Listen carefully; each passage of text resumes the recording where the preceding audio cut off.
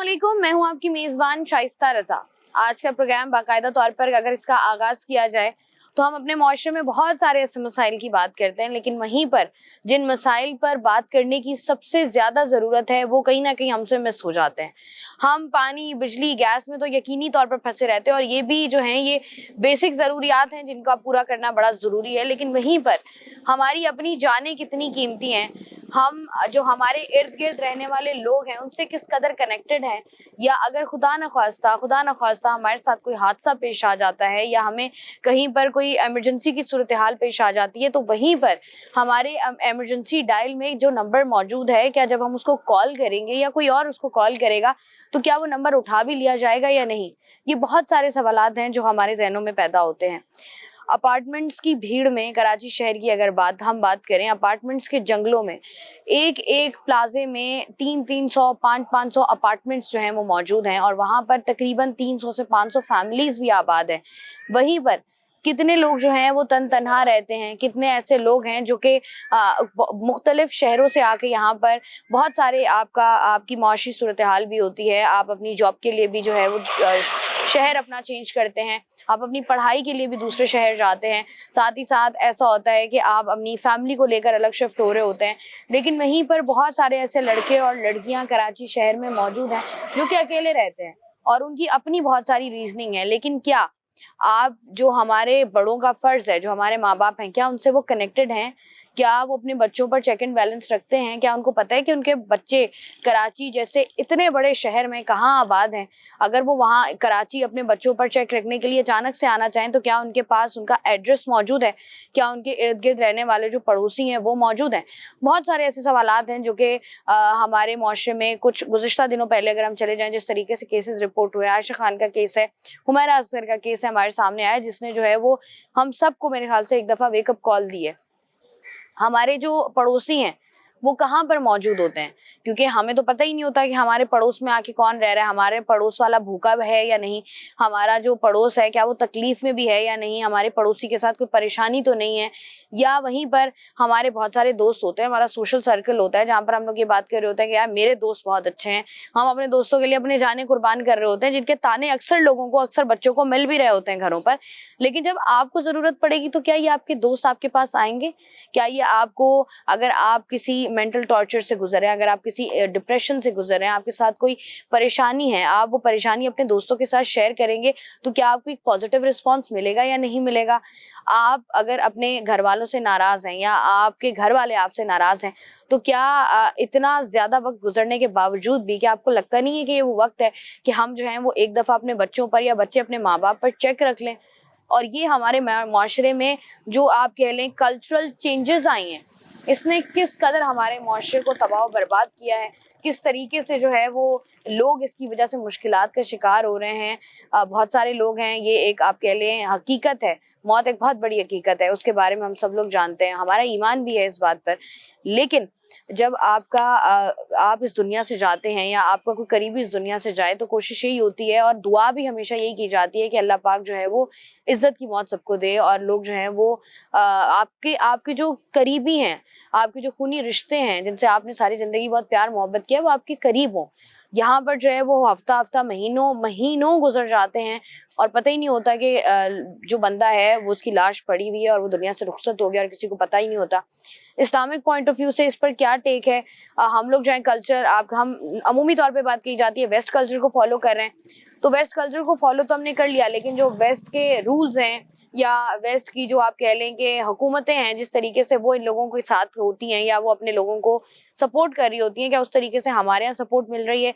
Human activist हमारे मुल्क में क्या कर रहे हैं? साथ ही साथ मजहबी तौर पर अगर हम देखें, हमारा इस्लाम इन सारी चीज़ों के बारे में क्या कहता है? किस तरीके से जो है हम अपने इर्द गिर्द रहने वालों का ये अंदाजा लगा सकते हैं कि वो तकलीफ में हैं और हमने उनकी तकलीफ को दूर करना है?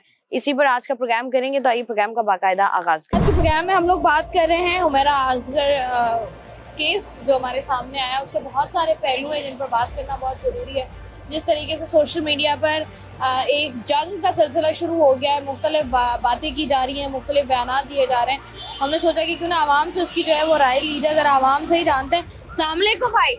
वालेकुम अस्सलाम। कैसे हैं आप? अल्लाह का करम। भाई मुझे बताइएगा कि अभी हमने देखा आयशा खान वाला इंसिडेंट, उसके बाद हुमैरा असगर वाला इंसिडेंट, क्या कहेंगे आप इस पर?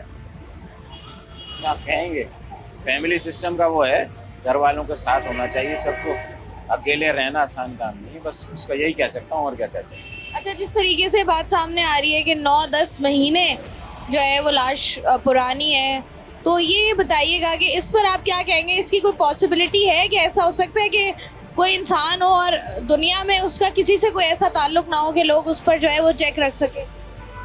बहन अब ये तो उसका क्या सोशल लोगों से रब्ता था, उसके ऊपर डिपेंड करता है। फैमिली वालों ने नहीं पूछा, किराएदार उन्होंने नहीं पूछा, तो अजीब सी एक बात है, लेकिन क्या कह सकते हैं। बाज़ दफ़ा आदमी ऐसा होता है कि उसको रुकना पड़ता है, उसको जो है ना लोगों से रब्ता कट करना पड़ता है। मैं भी कहीं कहीं महीने बात नहीं करता, लेकिन घर वालों के साथ तो हमारा रब्ता रहता है। बाकी और लोगों से ये है कि बाहर से लोगों से कट हो जाता है। हुमैरा असगर वाला इंसिडेंट हुआ है, इसको हर जगह फॉलो किया जा रहा है। इस सारे वाक़े पर हर इंसान का अपनी एक सोच है। आपकी सोच क्या कहती है? कहाँ पर गलती हुई, किससे गलती हुई? हम ऐसे माशरे में रह रहे हैं जहाँ पर हमारे इस घर के साथ वाले घर में कोई बंदा 9 महीने मुर्दा पड़ा रहा और हमें पता ही नहीं चला। देखिए, ह्यूमैनिटेरियन ग्राउंड्स पे तो अगर इसको देखें तो ये वाकई एक बड़ा अफसोसनाक वाक़या है, लेकिन ये अब हमारे माशरे का एक हिस्सा बन चुका है। हमें ये तो खैर नेबर्स थे या नेबर्स ने खबर नहीं ली, यहाँ तो लोग अपनों की खबर नहीं लेते, ऐसा ही इतना ज़्यादा पता नहीं चलता है किसी को। तो ह्यूमैनिटेरियन ग्राउंड पे ये मैंने वैसे इसको इतना ज़्यादा फॉलो किया नहीं है, बट जो सोशल मीडिया से पता चला, मीडिया से पता चला, उसमें यही है कि एक अफसोसनाक वाक़या है। जिस तरह से उनकी डेथ हुई है और जिस तरह से उनको किसी को पता नहीं था, खबर नहीं थी, और फिर शोबिज़ की तो ये रियलिटी है। वहाँ तो जो गुमनाम हो गया वो हो गया, वो फिर किसी के ना राब्ते में होता है ना उसको कोई पूछता है, बस यही। जैसे हम बात कर रहे हैं ना, आपके भी बहुत सारे दोस्त होंगे, मेरे भी बहुत सारे जानने वाले होंगे, हम एक दूसरे से राब्ते में रहते हैं किसी ना किसी तरीके से। घर वाले, रिश्तेदार, कलीग्स हैं, ऑफिस रोजाना जाना है, एक दिन ऑफिस ना जाओ, 2 दिन ऑफिस ना जाओ तो लोग पूछते हैं कि भाई क्या हुआ, ऑफिस क्यों नहीं आ रहे हो? तो ये कैसे हुआ कि एक लड़की, उसका ना कोई दोस्त है, ना कोई उसकी फर्टिनिटी के लोग उसको जानने वाले हैं, ना उसके मोहल्ले में, उसके अपार्टमेंट बिल्डिंग में कोई जो है वो उसकी पूछ-गछ रख रहा है? तो क्या लग रहा है आपको कि ऐसा होता है कि लोग बिल्कुल ही कदा ताल्लुक ही कर लेते हैं? देखिए, जैसे मैंने आपसे कहा ना कि शोबिज़ की तो यही रियलिटी है, ठीक है। शोबिज़ में तो या तो आप बहुत उरूज पर हैं या फिर बिल्कुल आप गुमनाम हैं। ऐसा ही है। तो अब उनकी जो इंडस्ट्री थी उसमें तो ऐसे ही होता है। हम चूँकि हम अपने आप को कंसिडर करते हैं, हम तो एक आम से लोग हैं ना, हमारी जो भी हमारा फ्रेंड सर्किल है उसमें कहीं ना कहीं हम उनके साथ राब्ते में भी रहते हैं। फिर हमारा जो एक छोटा सा सोशल नेटवर्क है वो कहीं ना कहीं किसी तरह कनेक्ट हो जाता है, बट वो जिस इंडस्ट्री से थी वहाँ पे लोगों ने उनको पूछा नहीं। ये तो वाकई एक सोचने वाली बात है, लम्हे फिक्रिया है कि एक बंदा जो 8-9 महीने से किसी के राब्ते में नहीं है और वो एक सेलिब्रिटी है और उसके बावजूद वो किसी के राब्ते में नहीं है, तो ये तो उनकी बेसिकली जो क्वेश्चन है ये तो उनकी इंडस्ट्री वालों से होना चाहिए ना कि उन्होंने क्यों नहीं उनसे राब्ता किया या उन्होंने क्यों नहीं पूछा कि वो कहाँ है, किस हाल में है, क्या है। अगर हम शोबिस इंडस्ट्री की बात करें, जिस तरीके से कहा जाता है एक चाकू चौबंद, एक आंखें चुंदियां देने वाली ये रोशनी है जिसमें जो है वो लोग बहुत शौक से जाते हैं। हमारे बहुत सारे लोग ऐसे भी हैं जो कि जानते हैं और जिनको बहुत ज़्यादा शौक है इंडस्ट्री में आने का, लेकिन जो ग्राउंड रियलिटीज़ हैं वो बड़ी मुख्तलिफ हैं। मुख्तलिफ राय भी सामने आ रही है। बहुत सारे ऐसे एक्टर्स और एक्ट्रेसेस जिनके बयान सामने आ रहे हैं, उनका यही कहना है कि भाई पेमेंट्स ड्यू नहीं होती, जो चीज़ें जो अभी तक की केस की पेशरफ्त है उसके मुताबिक फाइनेंशियल शदीद किस्म के फाइनेंशियल क्राइसिस में भी थी वो। उनका मोबाइल डेटा जब कलेक्ट किया गया है तो उसके मुताबिक जो है उन्होंने कोई तकरीबन 10 लोगों को कोई मैसेजेस किए थे जिस पर उनको कोई 3 दिन तक अपेरेंटली कोई जवाब जो है वो मौसूल नहीं हुआ, जिसमें जो है वो 2 ईदें गुजर गई, जिसमें जो है रमज़ानुल मुबारक गुजर गया और किसी ने कोई पता नहीं किया और 9 महीने बाद जो है वो एक डेड बॉडी जो है वो मिलती है और वो भी ऐसे है कि मालिक मकान रिपोर्ट करता है कि उस मकान को, उस अपार्टमेंट को जो है वो खाली कराया जाए क्योंकि उसके ड्यूज़ जो है वो क्लियर नहीं है। ये एक बहुत ही हिला देने वाला वाक़या है जो कराची शहर में पेश आया है। इस पर मज़ीद भी बात करेंगे, इसके क्या एंगल्स हैं, किस तरीके से चीज़ें कहाँ पर जो है वो ख़राब हो रही हैं जिससे जो है वो इस तरह के वाक़यात में जो है वो इजाफा हो रहा है। इस तरह के वाक़यात हमें देखने या सुनने पड़ रहे हैं। प्रोग्राम का सिलसिला जारी है, वक्त एक ब्रेक का, हमारे साथ।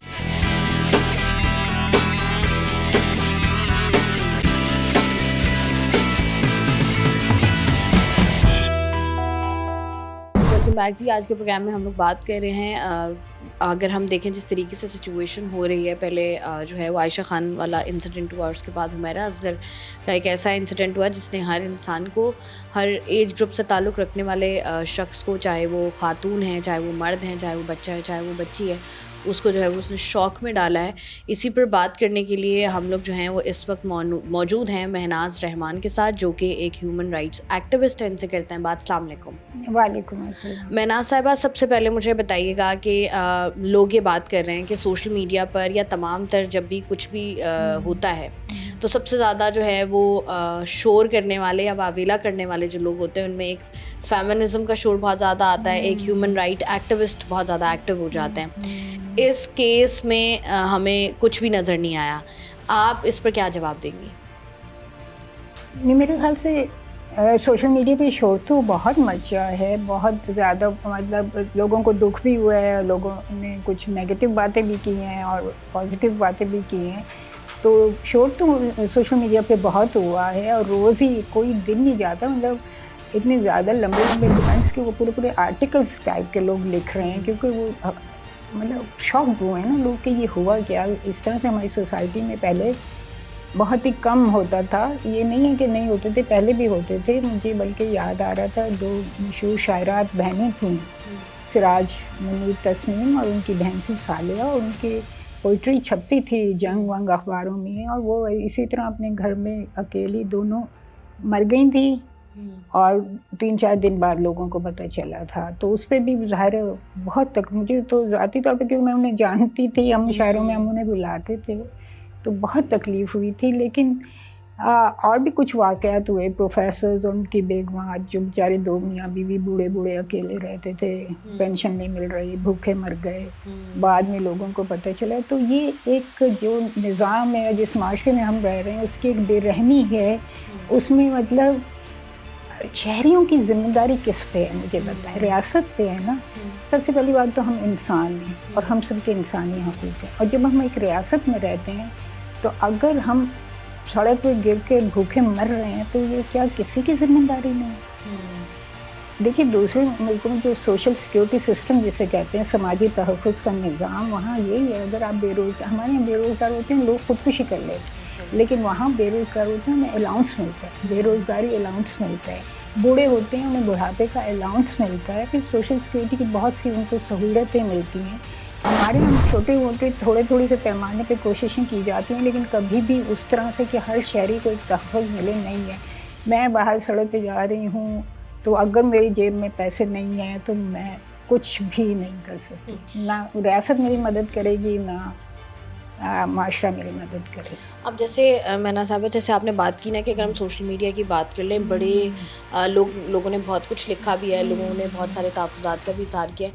लोग ये कहते हैं कि लोगों ने इसको जोड़ा है फेमिनिज़म के साथ, कि अगर एक लड़की है, मतलब अगर औरत आज़ादी चाहती है, वो अकेले रहना चाहती है, वो ख़ुद मुख्तार बनना चाहती है, तो फिर उसका अंजाम तो यही होता है। मतलब इस तरह की बहुत सारी बातें आपने भी पढ़ी हैं, मैंने भी पढ़ी हैं, और ये चीज़ें हो भी रही हैं। तो लोग ये कहते हैं कि भाई, जब आप, हमारा वो हिसाब है पाकिस्तानी माशरे का कि हम वो हैं आधे तितर आधे बटेर, कि हमने ये वाला कल्चर, अकेला रहना और इंडिपेंडेंट होना खातून का स्पेशली, हमने बाहर से अडॉप्ट कर लिया है। लेकिन वहाँ पर अगर ऐसा कुछ वाक़या हो जाता है, अगर कोई औरत आज़ाद होती है, कोई भी, तो अगर उसके साथ कुछ भी होता है तो फिर उसकी घर वालों के ऊपर कोई ऐसी जिम्मेदारी नहीं होती है। तो हम वो आधा तितर आधा बटेर वाला हमारा मामला है, इस पे क्या कहेंगी? देखिए, ये मैं इसको बिल्कुल दूसरी तरह से देखती हूँ। हमारे माशरे में, हमारे मुल्क में वो सहूलतें नहीं हैं। अब अगर एक लड़की तालीम हासिल करना चाहती है, वो किसी छोटे शहर में रहती, वहाँ एक लिमिटेड होगा, इंटर कर लेगी या मैट्रिक कर लेगी, उसके बाद अब वो अगर तालीम हासिल करना चाहती है उसे किसी बड़े शहर में, और मैं ये आपको आज की बात करी कि देखिए, आप मेरी उम्र देखिए और मेरा एक्टिविज़म देखिए, ये बहुत कई अशरों पे मुहित है। और ये हम शुरू से ये कह रहे थे कि लड़कियों की तालीम के लिए हमने आवाज़ उठाई थी। वो बेचारी यहाँ कराची आना पड़ता था, यहाँ कोई हॉस्टल नहीं थे, इतनी कम सहूलतें थी हॉस्टल की। फिर अगर वो किसी तरह तालीम मुकम्मल कर लेती हैं तो नौकरी कहाँ मिलती? बड़े शहरों में हॉस्टल नहीं। अगेन फिर वही मसला आता था। यानी आप यकीन करें कि कोई नई बात नहीं, हम शोर जब से मचा रहे हैं कि वर्किंग वुमेन के हॉस्टल 1-2 हॉस्टल हैं कराची में। एक तो वो जो फेडरेशन वालों का, बेगम सलीमा मरहूमा का, और एक YMCA और YWCA का, YMCA या YWCA का होता था, अभी भी है, लेकिन बस वो 2 लिमिटेड से हैं उस, अब जो वहाँ है वहाँ से वो निकलते ही नहीं है। तो अब मुझे ये बताएं कि जो नई लड़कियाँ आई उनके लिए क्या शहरी हुकूमत ने या क्या मरकज़ी हुकूमत ने या क्या सूबाई हुकूमत ने कोई सोचा, कोई उनके लिए इंतज़ाम किया?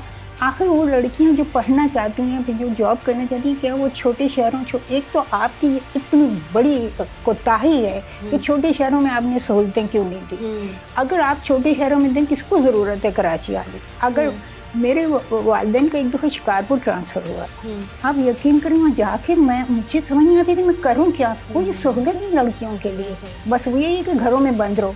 तो अगर आप घरों में बंद रहो तो फिर आप कहते हैं पाकिस्तान तरक्की नहीं कर रहा, तो आधी आबादी को आप घरों में बंद रख के पाकिस्तान कैसे तरक्की करे? अब लड़कियां कितनी ज़हीन होती हैं, तालीम का शोबा आप देखें, टॉप कौन करता है? हमेशा लड़कियां करती हैं। उनको आप घरों में बिठा दें, उनको पे आप फेमिनिज्म का नाम लेके इल्ज़ाम लगा दें, उनको आप बदकिरदार साबित कर दें, लड़की के साथ कुछ भी हो फ़ौरन उसके करैक्टर पे, औरत के कोई मुंह से बाहर निकाले फ़ौरन उसके करैक्टर पे हर्फ आ जाता है। तो ये तो गलत रवैया है ना। करें कि गलत बात चाहे वो इंटरनेट पर हो रही है, चाहे वो फेस टू फेस कोई आपके सामने कर रहा है, चाहे वो आपके पीछे कर रहा है, एटलीस्ट उसके ख़िलाफ़ बोलें। गलत को गलत जब तक आप लोग नहीं बोलेंगे तब तक जो है वो ये जो कह लें आप जुर्म है या ये जो गलत चीज़ है वो बढ़ेगी नहीं। गलत चीज़ हमेशा तब बढ़ती है जब उसको शय मिलती है।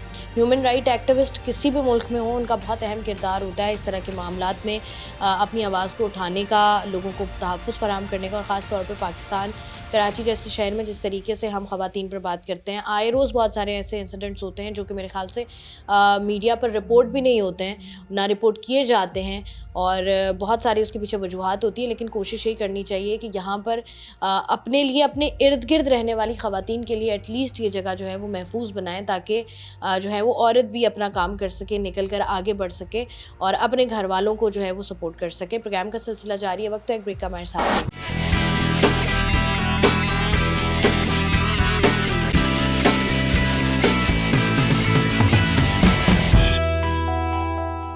वेलकम बैक जी। आज के प्रोग्राम में हम लोग बात कर रहे हैं जिस तरीके से तमाम तर सूरत हाल हो रही है, बहुत सारे ऐसे केसेस हैं, बहुत सारे बड़े हाई प्रोफाइल केसेस जो गुज़िश्ता दिनों जो है वो हमारे सामने है, उस हवाले से बात हो रही है। बहुत सारी चीज़ें हैं जो आपस में इंटरलिंक करती हैं।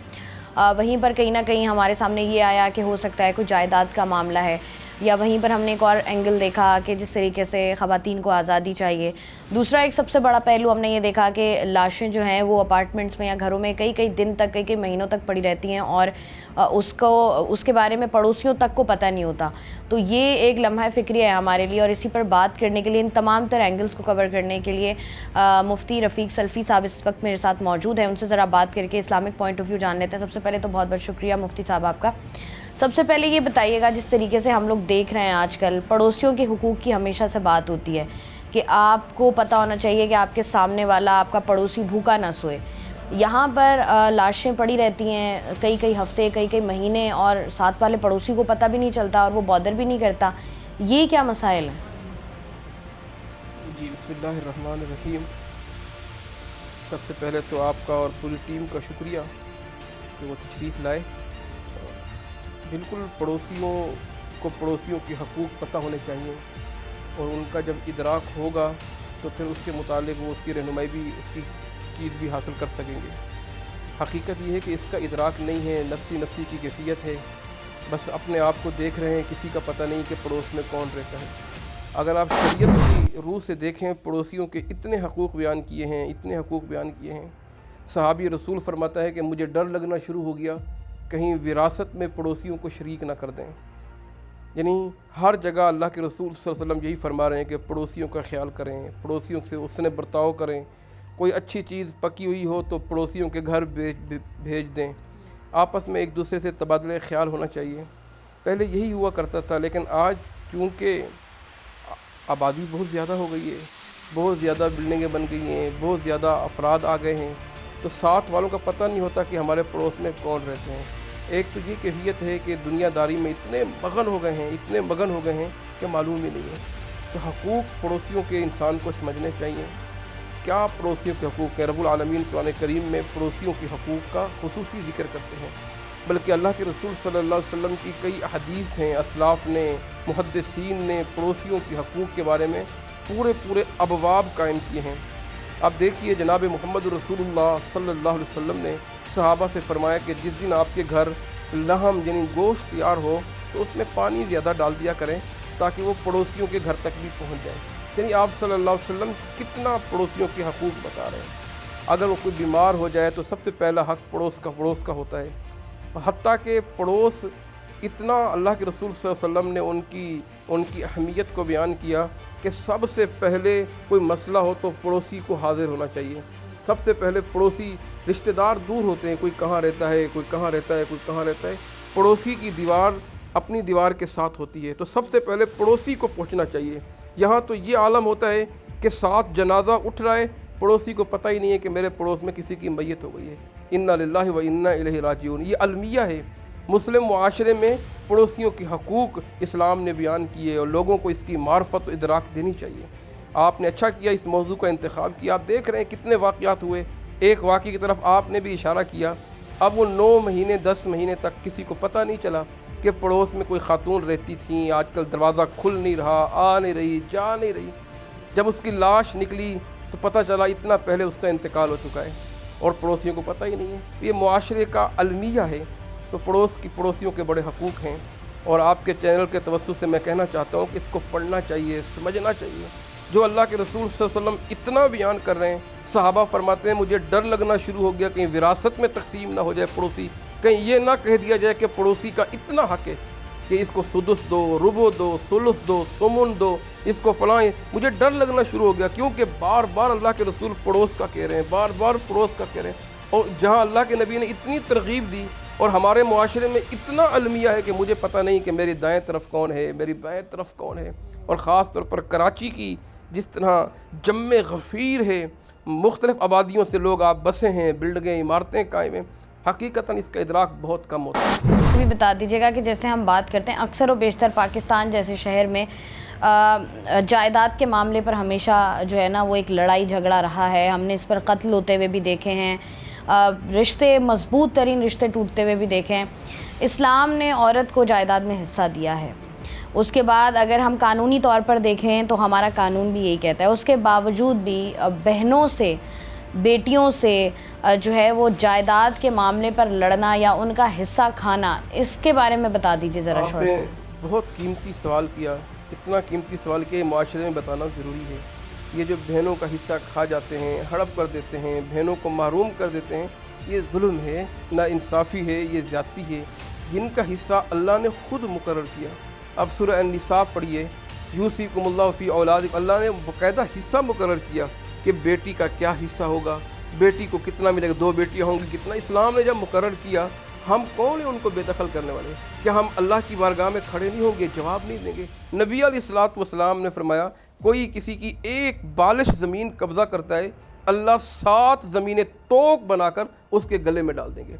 अब आप बहन की ज़मीन कब्ज़ा करके, बेटी की ज़मीन कब्ज़ा करके, आप अपने जिस ख़वातीन का हक तलफ़ करके आप अपने आप को क्या समझ रहे हैं? ये इस मुआशरे की नफ़ी होनी चाहिए। अल्लाह के रसूल सल्लल्लाहु अलैहि वसल्लम ने हकूक़ बताए, कुरान ने बताए, और ये हिस्सा किसने मुकर्रर किया? शरीयत ने मुकर्रर किया। तो लिहाजा माँ बाप को भी चाहिए कि अपनी बेटों में, अपनी औलाद में बेटियों को महरूम ना करें। भाइयों को चाहिए कि अपनी बहनों को महरूम ना करें। और फिर ख़वातीन को भी चाहिए कि अपना हक़ ज़रूर वसूल करें।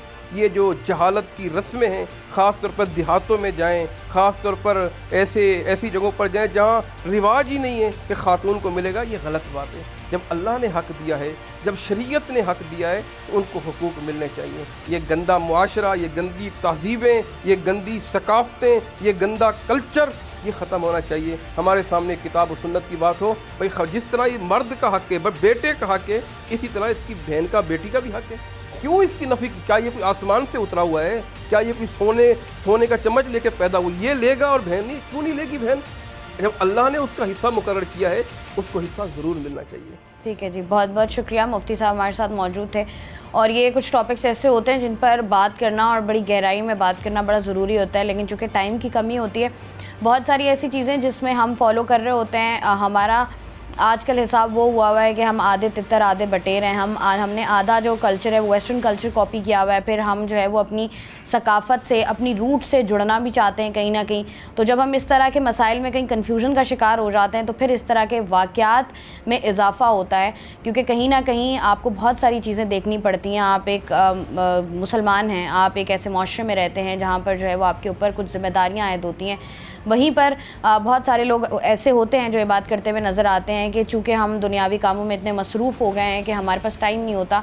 आजकल हम जिस दौर से गुज़र रहे हैं, एक ही घर में रहते हुए ऐसा होता है कि बहन भाई को और भाई बहन को जो है वो हफ्ते बाद जिस दिन छुट्टी होती है उस दिन कहीं सामना उनका हो रहा होता है, या वो बैठ के खाना खा रहे होते हैं, या माँ बाप से जो है वो मिलना उनका बहुत दिनों बाद हो रहा होता है, क्योंकि जब वो निकलते हैं तब माँ बाप जो हैं वो सो रहे होते हैं, या जब वो रात को घर जाते हैं तब माँ बाप सो रहे होते हैं। तो ये वाला जो कल्चर है हमारा, क्योंकि हम इस वक्त जिस माशरे में रह रहे हैं और जिस तरीके से, जिस तेज़ी के साथ हम तबाही और बर्बादी की तरफ बढ़ रहे हैं, इसका सबसे आसान हल यही है कि हम अपने रूट्स के साथ दोबारा से कनेक्ट हो।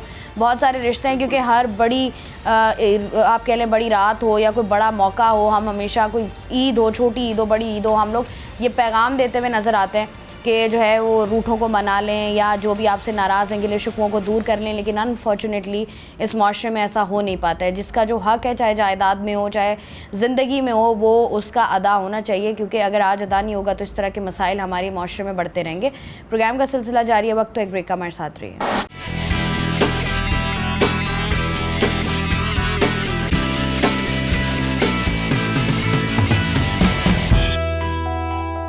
वेलकम बैक जी। आज के प्रोग्राम में हम लोग बात करें मुख्तलिफ किस्म के जो केसेस रिपोर्ट हो रहे हैं, जिनमें बहुत हाई प्रोफाइल केसेस भी हमारे सामने आए गुज़िश्ता दिनों, और किस तरीके से तमाम तरह एंगल्स जो हैं वो इसमें शामिल होते हैं। और सबसे ज़्यादा जो अहम किरदार होता है, हमेशा बात की जाती है, वो यही बात की जाती है कि बहुत सारे लोग जो आइसोलेटेड होते हैं, या वो किसी से बात नहीं कर रहे होते, या वो अकेला रहना पसंद कर रहे होते हैं। या जिस तरीके से अगर हम हुमैरा असगर के ही केस की बात कर लें, तो जब उसकी इनिशियल रिपोर्ट आई तो उसमें ये बात ज़ाहिर हुई कि उन्होंने जो है वो मैसेज कोई 10 लोगों को मैसेजेस किए थे, जिस पर 10 लोगों में से किसी ने भी 3 दिन तक उनके किसी मैसेज को जो है वो रिस्पॉन्ड बैक नहीं किया था, विच क्लियरली शोज़ कि किस तरीके से लोग जो हैं वो भी रिस्पॉन्ड नहीं करते हैं। ये क्या बिहेवियर है? इस सब पर बात करने के लिए इस वक्त मेरे साथ मौजूद हैं डॉक्टर उरूसा, जो कि साइकेट्रिस्ट, से करते हैं बात। अस्सलाम वालेकुम। कैसी हैं आप? बिल्कुल ठीक, आप कैसी हैं? डॉक्टर साहब, मुझे सबसे पहले ये बताइएगा कि ये जिस किस्म के केसेस हमारे पास रिपोर्ट हो रहे हैं, आपको क्या समझ में आता है, मसाइल कहाँ पर हैं? एक तो ये कि बहुत शुक्रिया आपने कनेक्ट किया और इतनी सेंसिटिव उस पर बात कर रहे हैं।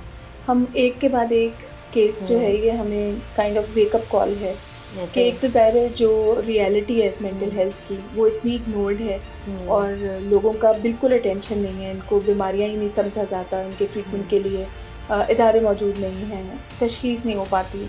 इवन जो हमारे पढ़े लिखे और कंसल्टेंट्स हैं वो भी डायग्नोज नहीं कर पाते मेंटल इलनेस को। इसके साथ साथ जो सबसे ज़्यादा तनाव का बात है और जो हमारे लिए सबसे बड़ी प्रॉब्लम हो गई है वो ये कि आपके घर वाले होते थे हमेशा जो आप में चेंज को महसूस करते थे और उसके लिए आपकी हेल्प करते थे। अब हमारे शायद आपस के रिश्ते इतने दूर और तनाव का शिकार हो गए।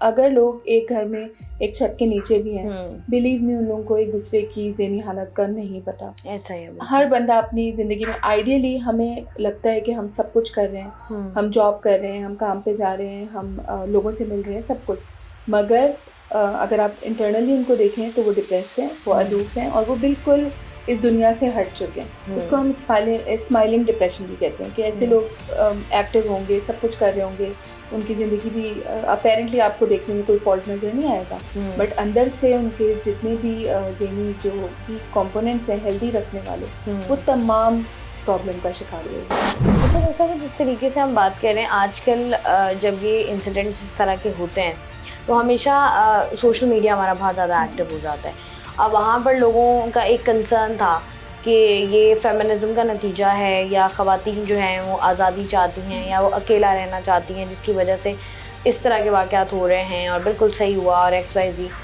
ये जो अकेले रहने वाला कॉन्सेप्ट है जो हमने अडॉप्ट किया है आहिस्ता आहिस्ता, इस कल्चर को कैसे देखती हैं आप, और क्या ये सही है हमारी मेंटल हेल्थ के लिए? देखें, अगर हम पर्टिकुलर टू हुमैरा असगर के केस की बात करें तो उनकी पूरी फैमिली लाहौर में लोकेटेड है। और अगर कोई बंदा अभी, चाहे उनका बेटा भी होता है, उसको काम के सिलसिले में कराची आना होगा, वो अकेला ही रहेगा। तो कुछ तो डायनामिक्स ऐसे हैं कि जरिया माश ज़ाहिर कराची में कितने लोग ऐसे हैं जो अकेले रह रहे हैं। ऐसा ही इतने लोगों को मैं जानती हूँ बीइंग इन दिस प्रोफेशन, जो कि ये सारे अप नॉर्थ जो एरियाज हैं वहाँ से सिंगल पढ़ने आए हुए हैं, लड़कियाँ भी लड़के भी। सो पढ़ने आने के लिए भी अकेला रहना पड़ता है, जॉब्स के लिए भी आना पड़ता है। फिर कुछ कॉन्टेक्सचुअल फैक्टर्स ऐसे हैं जिनको हमें देखना है। हमारा कल्चर हमें इजाज़त नहीं देता।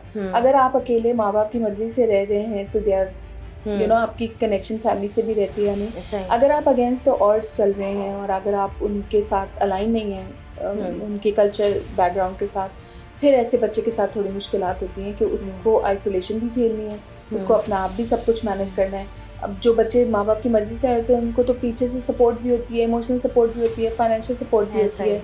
उनको तो हर तरह से माँ बाप वो बीमार हो जाते हैं, कोई ना कोई आ जाता है उनकी टेक केयर करने, कोई ना कोई उनको ले जाता है आकर के। फिर ऐसे बच्चे जो बिल्कुल अकेले हों और माँ बाप की मर्जी के खिलाफ आए, उनको तो माँ बाप नहीं पूछते। इस तरीके से हम लोग देख रहे हैं ना, अब जैसे आपने बात की ना कि पेरेंट्स उस तरीके से अडॉप्ट नहीं कर पा रहे हैं, ये एक बहुत बड़ा ब्रिज है जो कि, और ये इतना बड़ा गैप है कि ये फुलफिल नहीं हो रहा। बहुत सारी फिल्म्स भी हमने देख ली, बहुत सारे ड्रामास भी बनना शुरू हो गए, वो भी देख लिए। इसके बारे में प्रॉपर जो है वो गाइडलाइंस भी दी जाती हैं, सेमिनार्स भी होते हैं, लेकिन वो माँ बाप अभी तक वहीं पर ही खड़े हुए हैं। तो ये मुझे बताएं, आपको क्या लगता है कैसे चेंज होगा, आप किस तरीके से, क्योंकि ये वो है जो आहिस्ता आहिस्ता अब आप उनको बताएंगे, तो वो किस तरीके से हमने कहाँ से शुरू करना है कि हम अपने पेरेंट्स को ये बताना शुरू करें कि उस 40 साल पुरानी ज़िंदगी में और आज की ज़िंदगी में बहुत फ़र्क है। सो इसमें ना ये होता है कि देखें, आप अपने बच्चे को आपने पैदा किया ना, आपसे बेहतर कोई ही नहीं जानता। आप जब उसके साथ अपनी बॉन्डिंग और अपना रिलेशनशिप अच्छा रखते हैं ना फ्रॉम द बिगिनिंग, अब देखें कोई 20 साल 22 साल का हो जाएगा ना, अब आप उससे वो बॉन्डिंग नहीं बना सकते। कि बॉन्डिंग बनने का टाइम कौन सा है, जब बच्चा पैदा हुआ, जब उसकी नीड्स थी वो वाली, जब वो बिल्कुल आप पे डिपेंडेंट था, जब उसे चीज़ें समझ आने लगी, जब उसे स्कूल जाने लगा। तो जो आपने बॉन्डिंग वहाँ नहीं दी, जो माँ ने टाइम वहाँ नहीं दिया, वो उस टाइम में खुद मसरूफ़ थी या इवन मसरूफ़ नहीं भी थी, तो कोई लोग अपनी ज़हनी मामलात की वजह से भी तवज्जो नहीं दे पाते, हालांकि वो घर में ही मौजूद है। तो बच्चों की इमोशनल नीड्स को समझें, बच्चों की बातचीत करिए। आप जब बातचीत करते हैं, बच्चों का जो भी अमल होता है ना, वो आप काफ़ी प्रेडिक्टेबल होते हैं बच्चे। जब आप उनसे खेल में और उनके साथ इन्वॉल्व होते हैं तो आपको पता होता है ये मेरा बच्चा किस तरफ जा रहा है, इसमें मुझे किस किस्म का चेक रखना है, किस किस्म की दोस्ती रखनी है। तो आप जब एकदम 22 साल बाद आपको ये ख्याल आएगा कि ये तो मेरा बच्चा और मुझे इससे बात करनी चाहिए, then it will be too late. आप ये ब्रिज अपना शुरू से आप कायम रखें, इस बॉन्डिंग को बेहतर करिए, ताकि आपका बच्चा किसी ना किसी पे ट्रस्ट करना चाहते हैं बच्चे।